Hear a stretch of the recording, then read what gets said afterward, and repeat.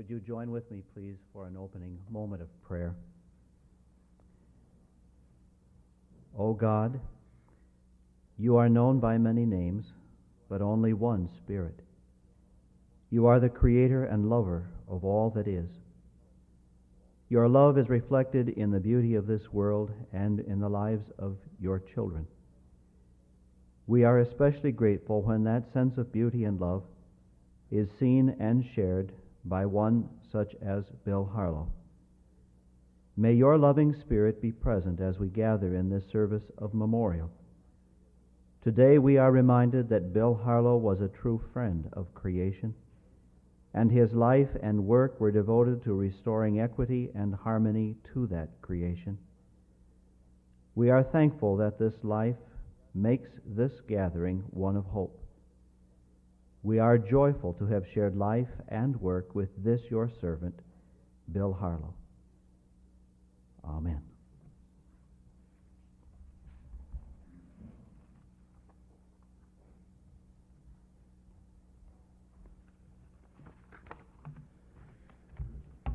I want to thank you for joining us in this celebration of the life of Dr. William Harlow. Each of us will greet the loss of Dr. Harlow in his or her own special way. I'm absolutely convinced that no two of us ever quite feel the same thing over the loss of a friend, or a special friend, or a colleague, or a teacher. Each of us will sense that loss in our own unique way because each relationship between pairs of people is different. And in its different, it's special. So to say that I know how you feel is somehow wrong, somehow empty, somehow not quite complete. But we can share together in the celebration of a very rich life. Oh, wouldn't most of us be pleased to have the impact and the influence that Dr. Harlow had? Wouldn't we be pleased if we could remember through our movies and our classroom activities and our friendships and our camping activities? And wouldn't we be pleased to have the influence that he had? But I'm going to leave it to others who knew him better than I to describe those influences on them. In my brief encounters with Moosewood, and it's sort of interesting, I don't think I ever called him Bill. It was either Dr. Harlow or Moosewood, and when it was Moosewood, there was always that twinkle in his eye, so I thought it was all right to do. It was a time of sharing thoughts about the outdoors and its influence on people's lives and their education. And it was very important to me to receive a letter from him on March 1, 1985, in response to a letter that I had sent him, which was sort of a continuation of a verbal dialogue we had that dealt with outdoors and dealt with the influence on young people. And Bill was still the teacher, and he wrote me this. He said, "Your use of the word delight and the tone of your letter made me feel that you understand the importance of direct experience in feeling, smelling, touching, and seeing the world of nature at an early age. Yes, it was important to me that Bill Harlow think I did indeed understand. So to me, Bill was still very much a teacher, and I the pupil. And the pupil felt good when the teacher said, 'I think you've got it.'" I didn't know how to close these comments, so again I went to Bill Harlow, the teacher. And if you look at his last book, Ways of the Woods, it ends this way. I'm not sure, but what maybe Bill wrote his own epitaph. He was quoting from someone else here, and it says, "The evening campfire of our lives burns low, and the shadows with stealthy approach close around us. We dispel them with a bit of the crystallized sunshine of other days, a memory which blazes us as does this rib of an ancient forgotten pine. But it too dims to a coal and fades to ashes. There is a sigh of a passing breeze in the pines, the note of a distant night bird. Whatever is heard amid the prevailing silence is gentle and soothing."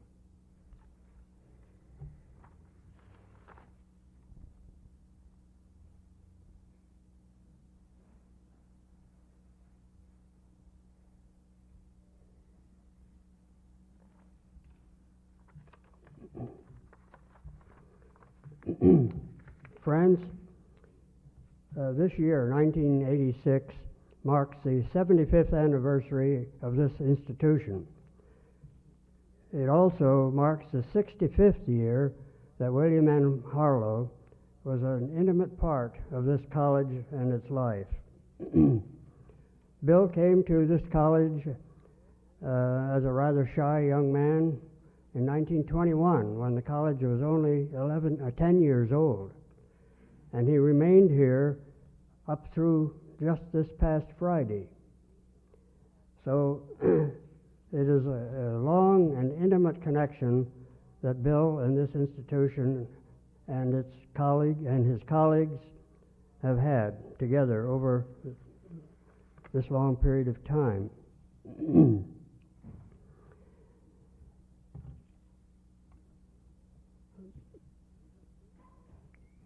In his student days, Bill, well, as a matter of fact, as a freshman, when Bill entered the college, he brought with him an intimate love of nature and quite a considerable knowledge of the out of doors.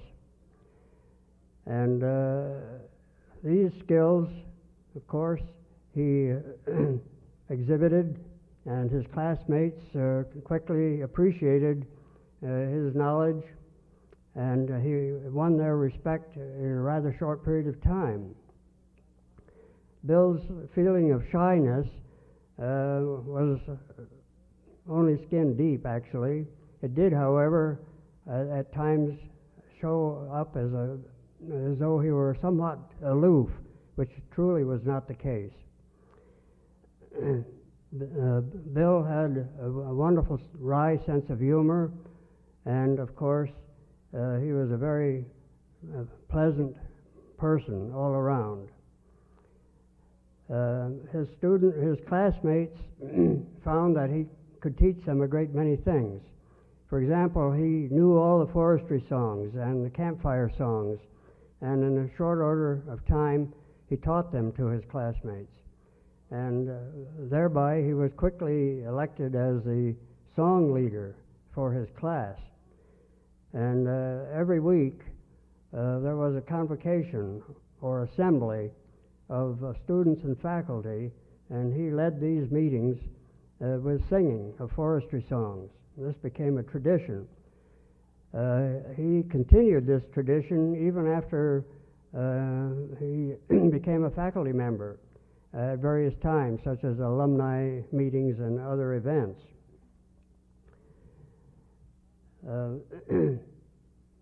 He found summer camp perhaps the pinnacle of his delight here at the college.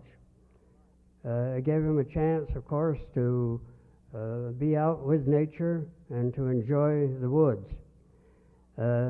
Again, his knowledge and skills with the outdoors brought him into high regard with respect to his classmates. He taught them, among other things, how to make whistles out of moose wood. Moose wood is a common name for striped maple. Later on, that term he elected to use as his pen name.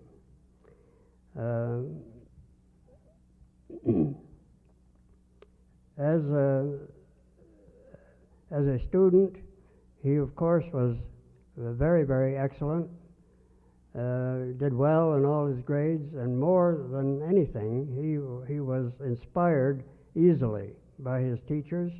He loved practically everything he was doing. He had a great sense of curiosity. I recall that as we had a freshman project, for example, on reforestation up at Sandy Creek, and he very much enjoyed this work, and he even enjoyed it in later years when he went back there to look at the white pine stand, which was rather large and doing extremely well. While at college, he became very friendly with and developed lifelong friendships, actually, with quite a number of people. Among these was Bob Marshall. Bob Marshall was a person somewhat similar to Bill in many ways. He was a great outdoors person. And as a matter of fact, Bob Marshall has a large area in Montana named after him, the Bob Marshall Wilderness. And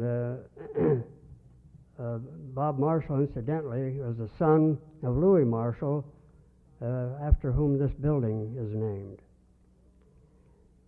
Well, Bill continued at the college as a faculty member after he completed his PhD.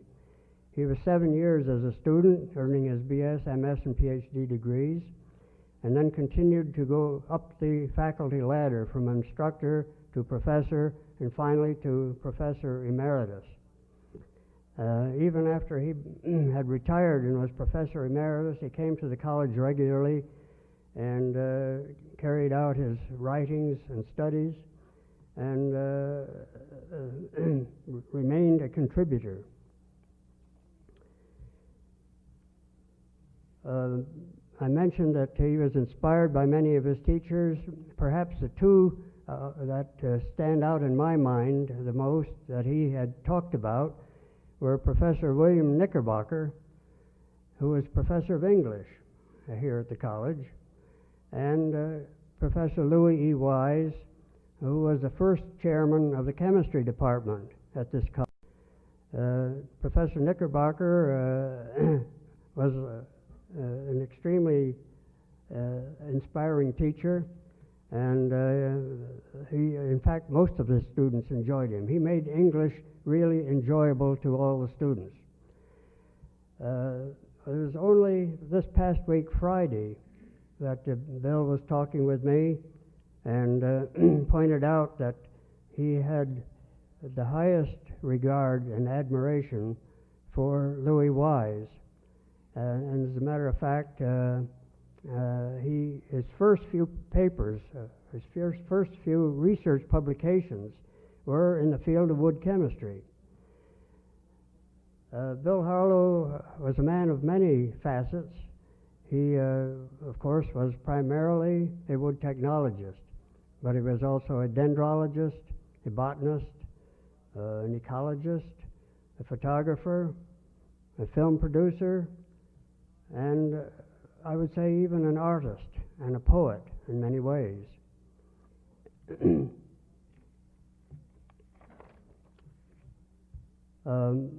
More than anything, Bill was a student.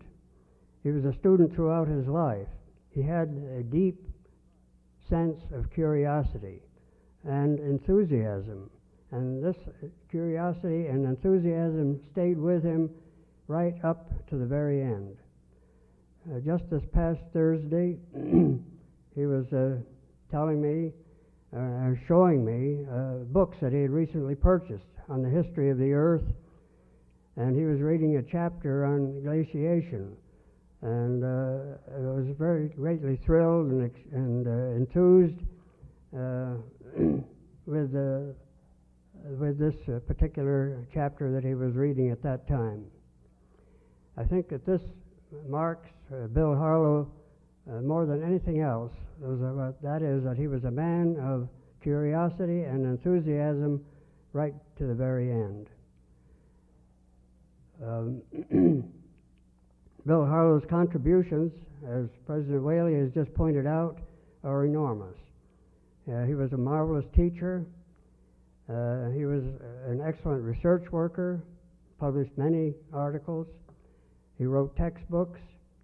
He wrote books for the general public, artistic books about wood and trees. He wrote nature books. And all these contributions were of very considerable significance. I would say that I know of no one who has really contributed more to the college and its college family, its history, over these past 75 years than Bill Harlow. Bill, we really thank you for everything you have done, and we will remember you very fondly.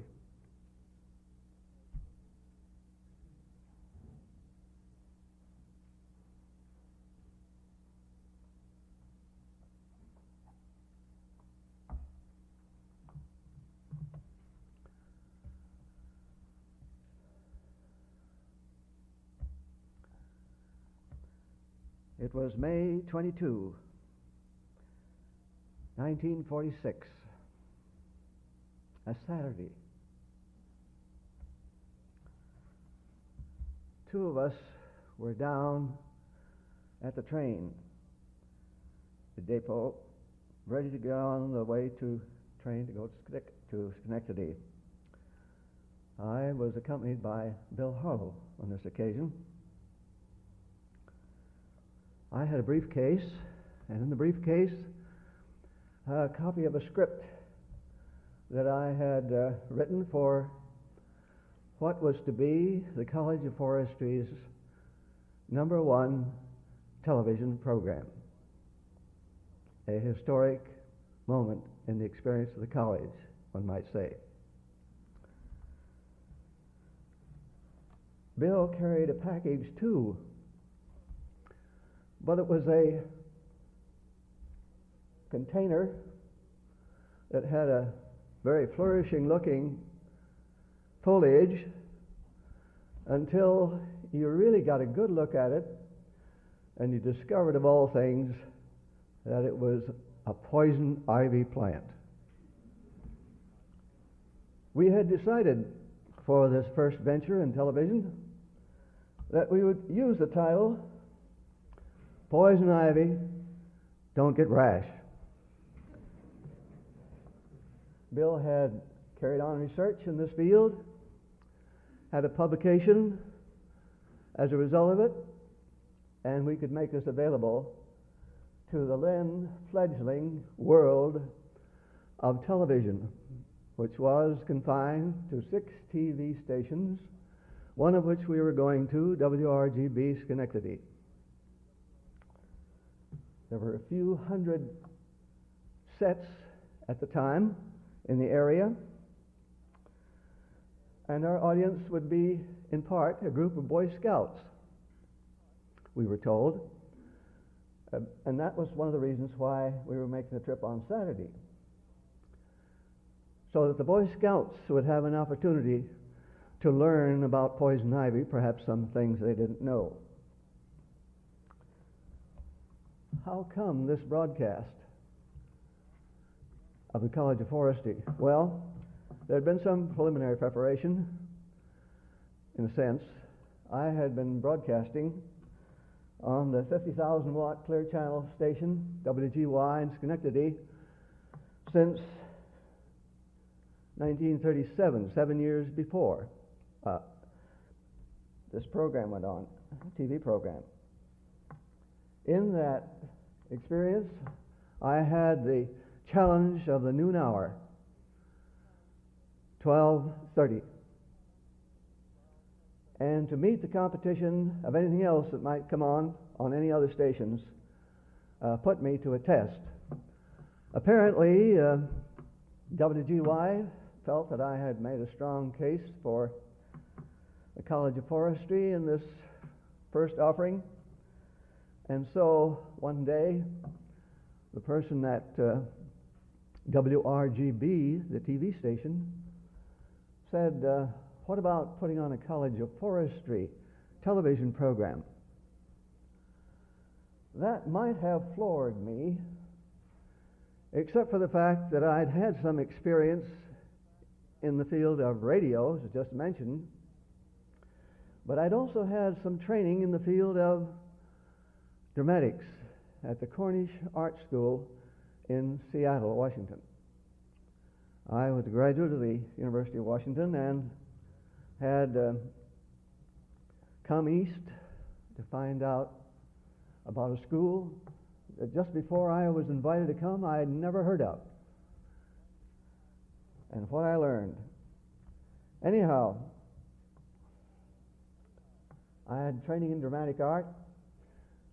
Putting on a television show, after all, was pretty much of a stage proposition.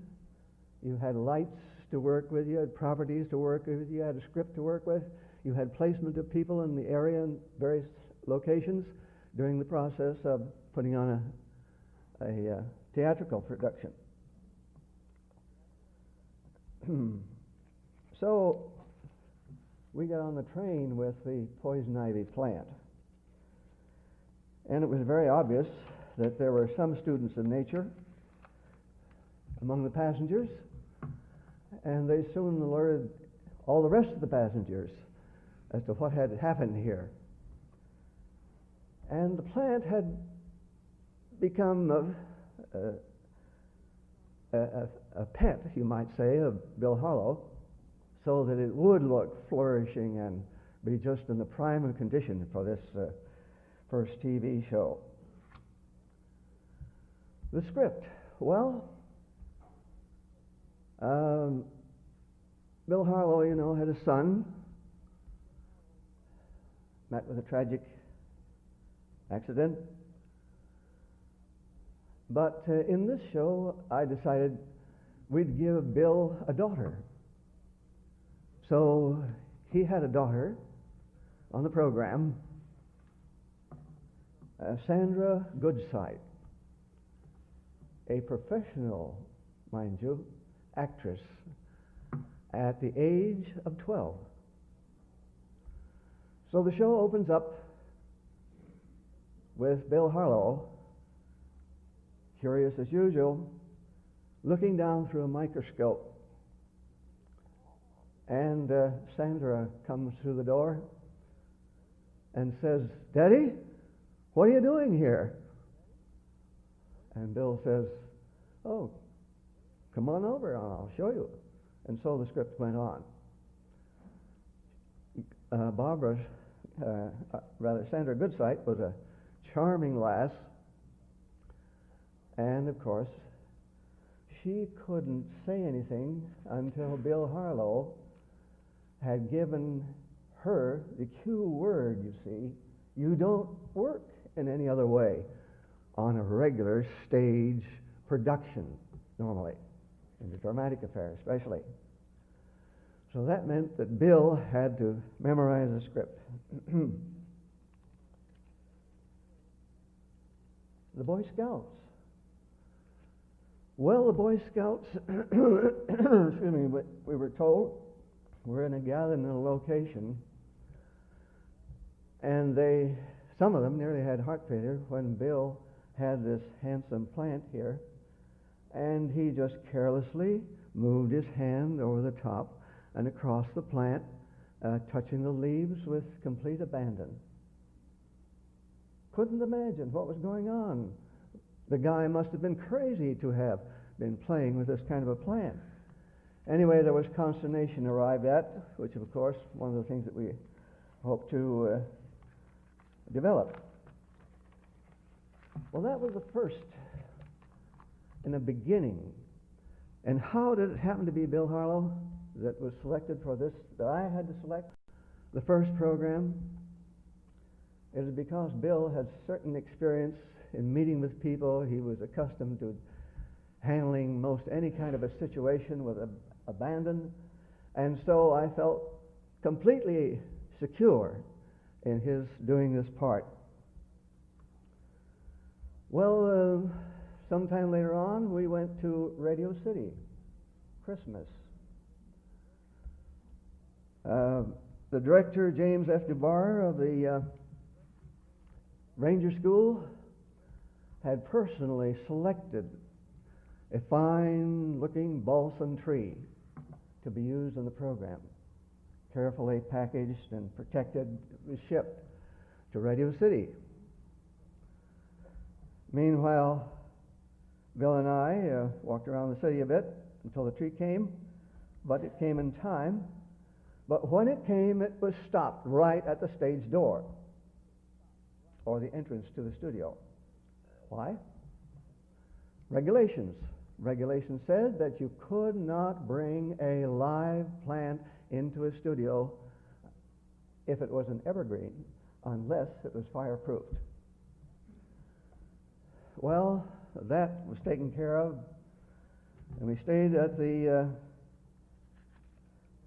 hotel, the Prince George, I think it was, and Bill went to his room and I went to my room. We saw each other at breakfast, and Bill said, "How'd you sleep?" I said, "I slept fine."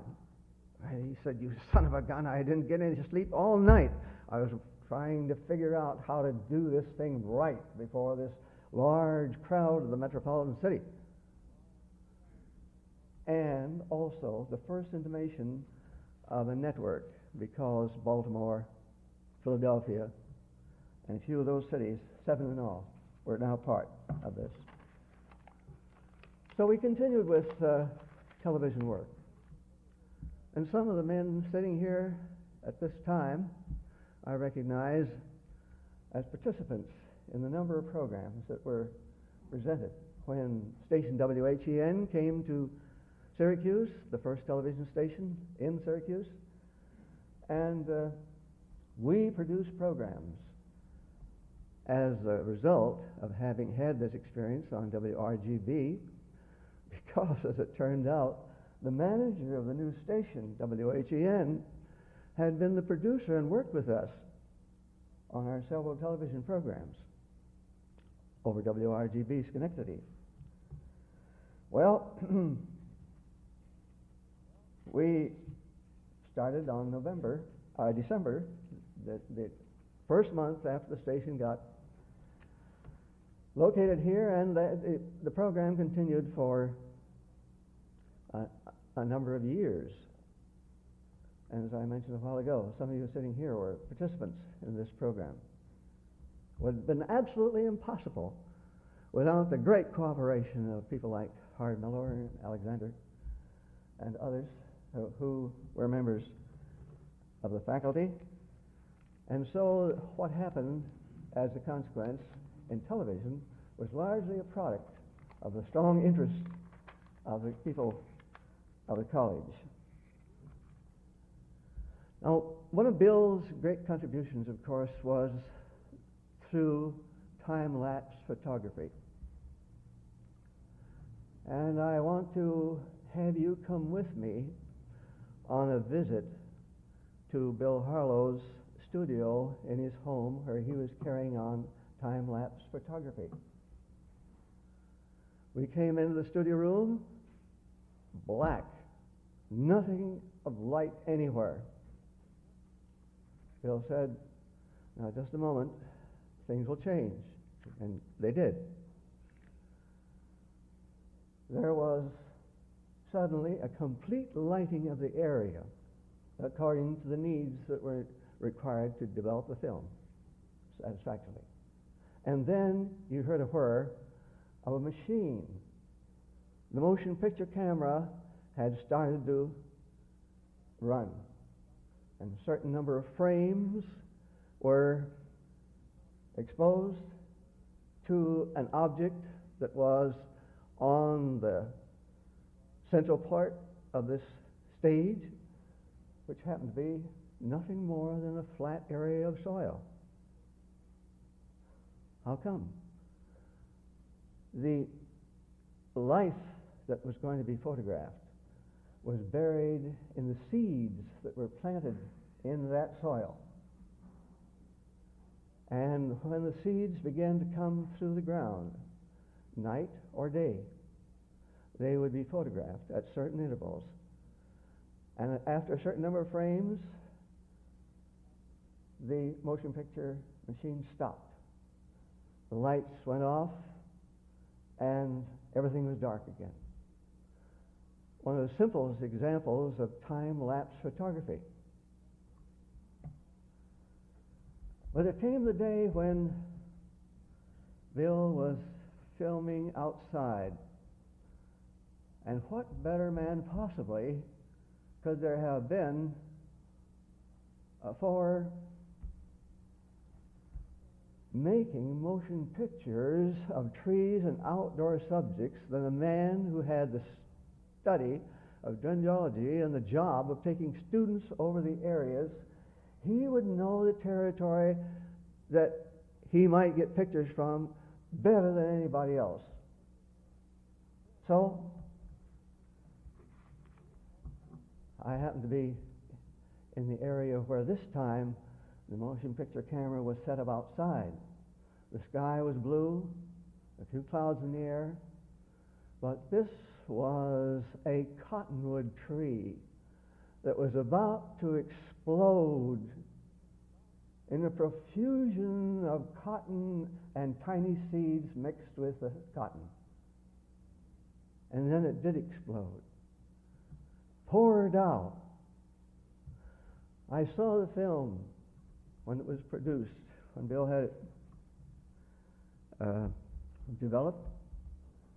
And I said to Bill, "You've got something extraordinary here. I suggest that you send this film to Walt Disney." And Bill looked at me aghast. Here was the star of the motion picture firmament at the time in California. What possibly could this man, in all his abilities and experience, find of interest in this particular shot? Well, Bill decided he was going to take a chance. So he sent a portion of this film and some other things to Walt Disney. And one of the great things about Bill was that when there was some assistance that was a benefit to him, was his expression of appreciation. He got a letter back from Walt Disney. It said, "If you wish to accept, you have a contract for making motion pictures for Walt Disney for 4 years. The film in any amount that you wish to get." Bill started work and was, of course, elated over the idea of producing film for the outstanding filmmaker probably in the United States at that time.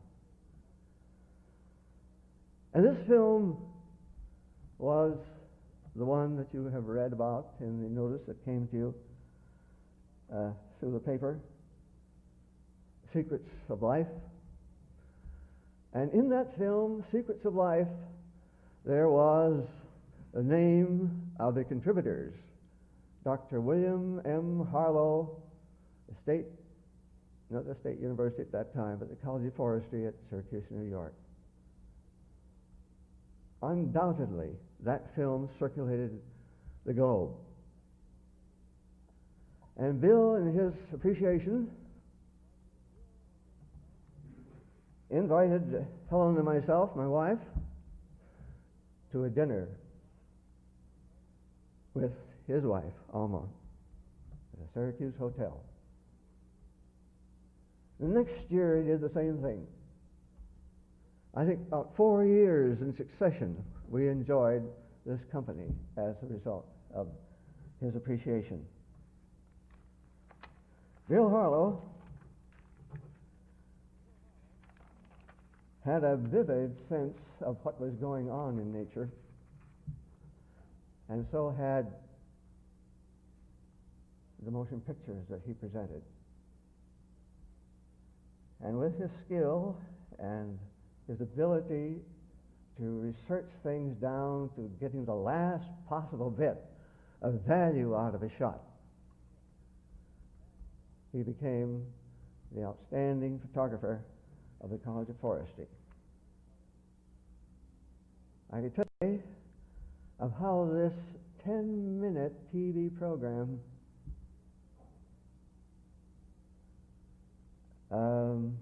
the first one brought contact of mine with the great $200 million Ford Foundation, in which I found it possible to make not a contribution from the standpoint of money, you can imagine, but some ideas, for which later on I was thanked first by the steering committee of the chairman of the steering committee of the Ford Foundation that had been formed to make suggestions to the Ford Foundation, the trustees, board of trustees. And after some 5 or 6 weeks, I was really surprised to find a letter from Henry Ford II expressing appreciation also. There isn't time to go into the story here, but the fact that you are seeing public service television programs on the air tonight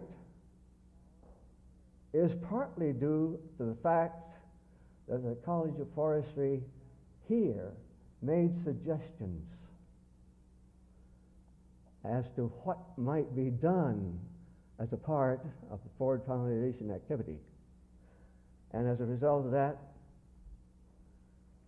$100,000 was made available to any community that was interested in setting up a public address, a public service station activity locally. Today we have about 265 stations across the United States. What I have just mentioned has never before been mentioned publicly. So I am grateful to another great of the College of Forestry, of which there have been many.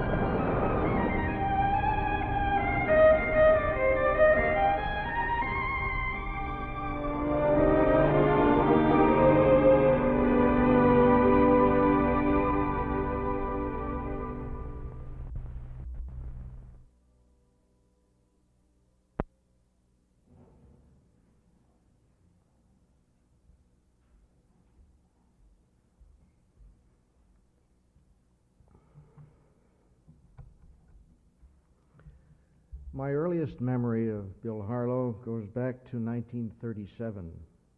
I was going again that summer with Alma and Bill's son Chuck to Fay Welch's wonderful Adirondack Camp Tanager Lodge.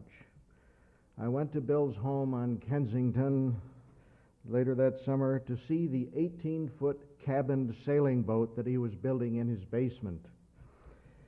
It was a masterwork of craftsmanship with a black locust keel. Ariel, as he named the ship, was so well built that it still sails today by its third owner on Lake Ontario. Bill was a sailor and many other things in his heart. He regaled me with stories about his Sea Scout troop, which met in a barge in the Erie Canal very close to Salina Street. For years now, I've been coaxing out of Bill his early life stories, his 2 years of constant travel in Europe with his parents, who gave him all his schooling until the age of 9. Stories of scouting, tramping in the woods with Bob Marshall, student hijinks right here in this auditorium some 65 years ago, less. The great teachers and the outdoorsmen he loved, his courtship of sweet Alma, annual Bermuda trips, and on and on. Bill Harlow made the natural world come to life for me as he did for tens of thousands of other people. My own professional interest in film and love of the outdoors came from Bill, plus those other noble woodsmen, Sven Heiberg, Fay Welch, and yes, Floyd Carlson. Bill and Alma were next-door neighbors to me for 15 years. After my marriage 22 years ago, they became very loyal and generous surrogate parents to Helen and me. They were like real grandparents to my children. He insisted we call him Uncle Bill. Our twice-a-week visits since the loss of Alma gave me a special appreciation of Uncle Bill's fine mind and memory. Out of his childhood, he could recite poetry from memory for literally hours. That's a lost skill these days, I'm afraid. He loved Longfellow, Tennyson, Service, Kipling, and Burns. Only a few weeks ago, with tears in his eyes, he intoned what I could call his personal and theological valedictory in poetry. I will close with Tennyson's Crossing the Bar, which meant something very special to Bill Harlow. sunset and evening star, and one clear call for me. And may there be no moaning of the bar when I put out to sea. But such a tide as moving seems asleep, too full for sound and foam, when that which drew from out the boundless deep turns again home. Twilight and evening bell, and after that the dark, and may there be no sadness of farewell when I embark.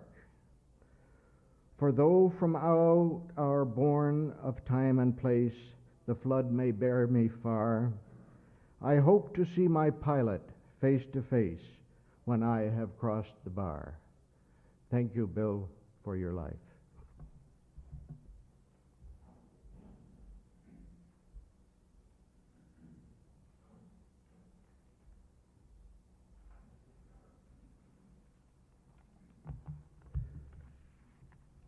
The program states that I'm a relative. I guess going back and searching our roots, which Bill and I did, I come under that category. I'd certainly like to claim that. I'm Douglas Bird, and my wife Marika came today to pay our last respects, as many of you have here today. I first met Bill a little over 10 years ago when he wrote to us. Our home is in Longmeadow, Massachusetts. We live in the meadows right by the Connecticut River, which is the 17th largest river in the United States, and we all know how much seemingly rivers meant to Bill. He wrote and said, "Are there any more Berts left in town?" And this letter was handed to me by the Longmeadow Historical Society, and I decided, well, certainly I will write this gentleman and tell him, yes, there are still Berts, hale and hearty, living in town. And I'm the 14th generation to live in the town. So he wrote back and said, I have something that I want to give and return to the Bird family. He said, I have roots in your area, and in distant time, I had relatives of Birds. So we said, come, we'd like to meet you. This sounds like an interesting personality. So he came with Alma one day, driving and stayed, and they brought certain things which he returned into the family. And so the visits continued from time to time through the years, and it grew from Dr. Harlow, Mr. Harlow, to Bill Moosewood, and our boys conned him into saying, well, this must be Uncle Moosewood. So Uncle Moosewood, it has stayed. So we, our small family, like so many of you in his larger family, know him by many names, but he's always the same guy. We live right on the river, and so many times he would come and sit on the lawn with Alma and watch the sunset, and it became a special time of day which we would call Alma's time, because she loved it so also, when the sun was setting and reflecting on the river into the tall poplar trees along the bank. He would bring many times gifts of plants and things, which I was always very interested in also. And one time he brought us a bristlecone pine. It was a small one, and of course it isn't too large now. It's a slow grower.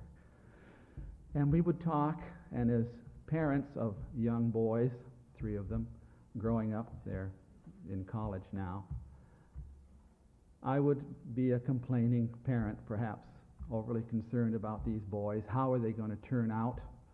Whatever they're doing now, they seem to be getting into too much trouble. I never acted that way when I was their age. And Bill would chuckle and nod his head and say, and one day I will not forget his comment. He said, well, the boys probably are just like that bristlecone pine you have over there across the lawn. It's a slow grower sometimes, and you don't exactly know which way it's going to grow, but it's a survivor, and it will survive. And so will your boys. And I guess that's true. We kind of have to wait and see. We know so many times that Bill and Alma were both sailors, and they enjoyed sailing. and boating so much. And I, reading something a few days ago when I knew that I was going to come, I just kind of wanted to share it with you. I'm standing upon the seashore. A ship at my side spreads her white sails to the morning breeze and starts for the blue ocean. She is an object of beauty and strength, and I stand and watch her until at length she hangs like a speck of a cloud just where the sea and the sky come down to mingle with each other. Then someone at my side says, "There, she's gone." Gone where? Gone from my sight, that is all. She is just as large in mast and hull and spar as she was when she left my side, and just as able to bear her load of living freight to the place of destination. Her diminished size is in me, not in her. And just at the moment when someone at my side says, "There, she's gone," there are other eyes watching her coming, and other voices ready to take up the glad shout, "There she comes." And so, Bill, Moosewood, Uncle Moosewood, we come here today to say goodbye, but sail on.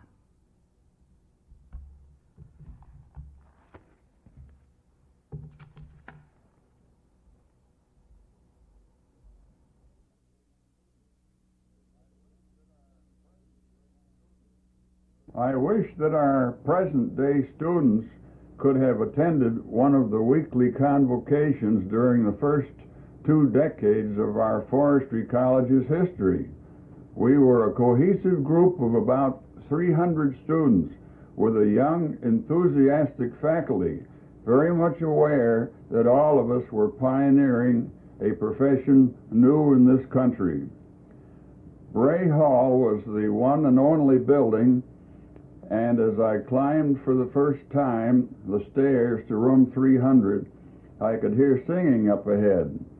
The first classes, having been to summer camp, had learned some grand songs, and the rest of us soon picked them up. During the 10 minutes or so while the students were assembling, we cut loose. It was all very informal. 2 or 3 would start a song that spread rapidly to the whole group. Shirley Allen, a well-known forester, was on our faculty for several years and had written for us the Song of the Frost Forester. As I entered the room, it was going full blast. I said, "I'll go to Syracuse, Syracuse, and when they asked me what's the use, I said, just wait 4 years and see.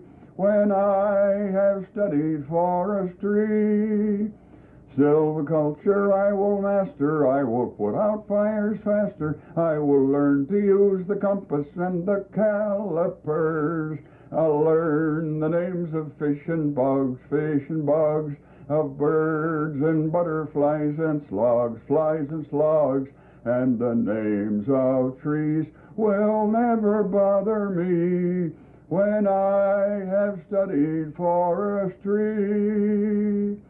the second year I'll spend in camp, and through the Adirondacks tramp, and I'll pitch my camp on Barber's Point, where they say you loosen every joint.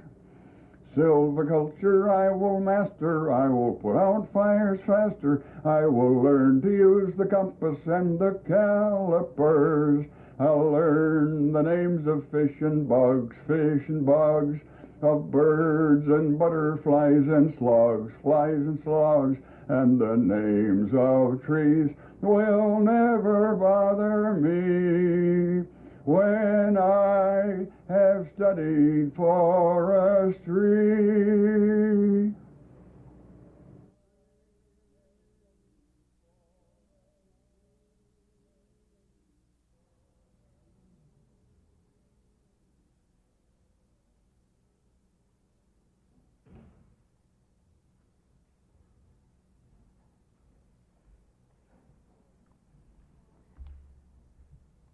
Before we receive the benediction, there are two announcements I would like to share with you. There are refreshments immediately outside in the vestibule for those of you who would like to visit a few moments after the service. For those of you who would like to go to the cemetery, interment will be immediately following the services here today, and you are asked to use the Colvin Street entrance. Someone from Fairchild and Meach will be there to direct you to the site of burial. So that is the Colvin Street entrance. I would like to close the service this afternoon by sharing these words from the Gospel according to Matthew. You are like light for the whole world. A city built on a hill cannot be hid. No one lights a lamp and puts it under a bowl. Instead, he puts it on a lampstand, where it gives light for everyone in the house. In the same way, your light must shine before people, so that they will see the good things you do and praise God in heaven. This afternoon, in this service of memorial, the lighted candle has symbolized the life of Bill Harlow. That light has touched each of you, and we do not know how many countless thousands more. But as that light has touched you, so may you pass it on to those you touch with your gift of life. Let us be in prayer.